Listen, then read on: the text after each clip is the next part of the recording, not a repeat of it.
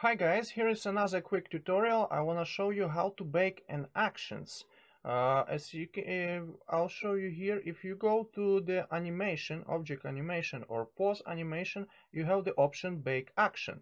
And this is very important if you have, for example, the constraints. Let's say we have a child of constraint and we have the character picking up an object or character picking up another character. And at some frame, at some point, we want them to separate them, to animate them separately again. But we cannot because we have that constraint and we have the influence of that constraint at 1. And if we will animate the influence of that constraint to 0, the character will just jump off to the origin, to the place of origin, and it's not gonna work. But I will show you that anyways. So I'm working here. Here is a still image, but I'm working further on the animation here, and I stumped at some point. I just stuck. I couldn't continue until I found. Until I try to back action. I'll show you quickly the animation here so far that I've done, and you will understand at what point I needed the characters to be separated and why.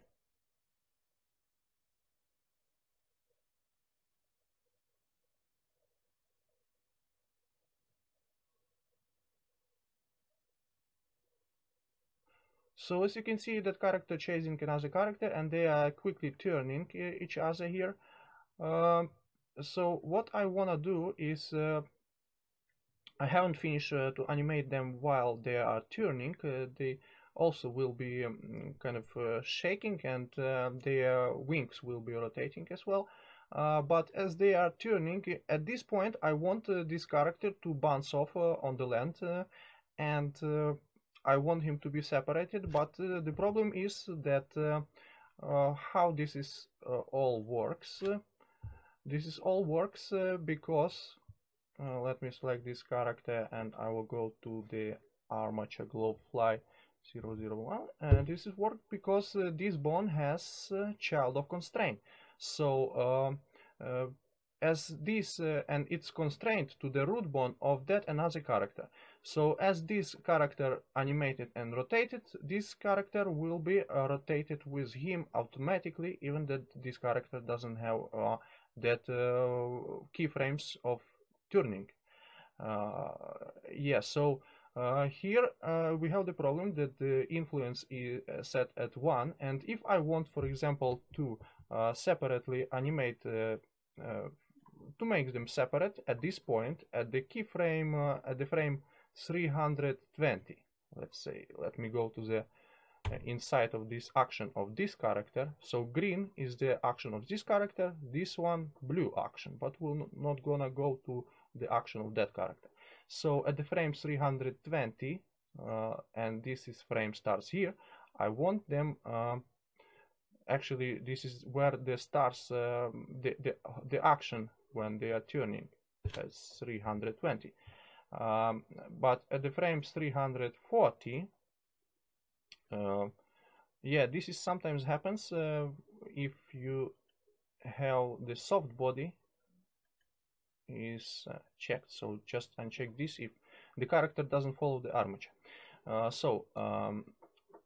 Yeah, and at frame 340, at 320, I have the child of constraint starts of its influence, and as frame 340, I want the constraint to be not influence that character anymore.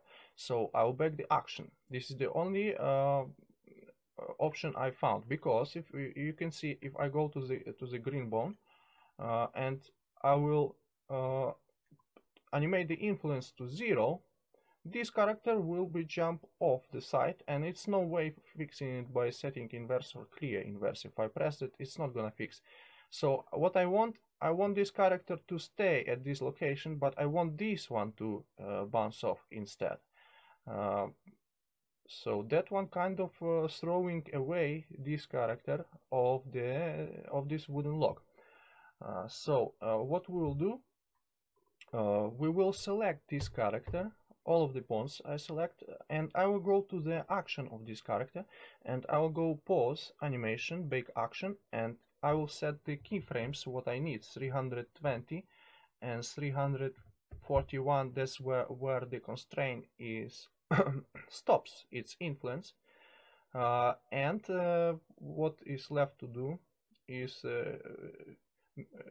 as you can see here, we have only select option, only key selected objects bonds. We have to select this one. These two will remove the constraint automatically, so we will have to select this one as well.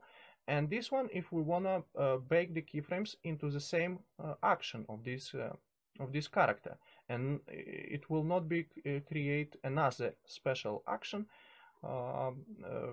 only for these few keyframes from 320 to 341.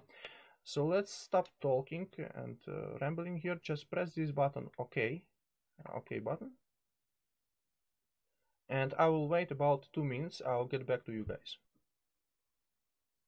Okay guys, so I was waiting for 2 minutes. The baking is finished. As you can see, what happened, that constraint, child of constraint removed automatically, so it's no longer bothering us. It's no longer the burden on our shoulders. And what we have here now is all of these keyframes are baked. So each single frame from 320 to 341 is automatically keyframed for us as soon as we have pressed that button bake action. So all of the turning points of these characters are keyframed automatically here.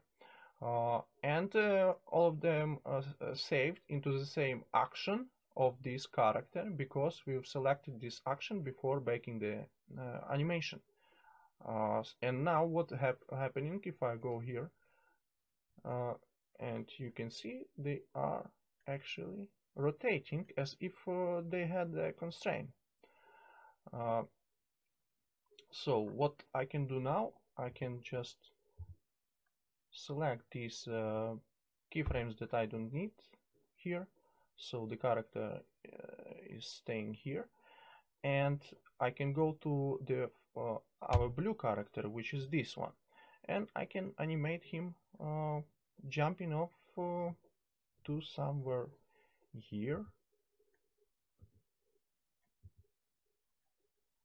Like so.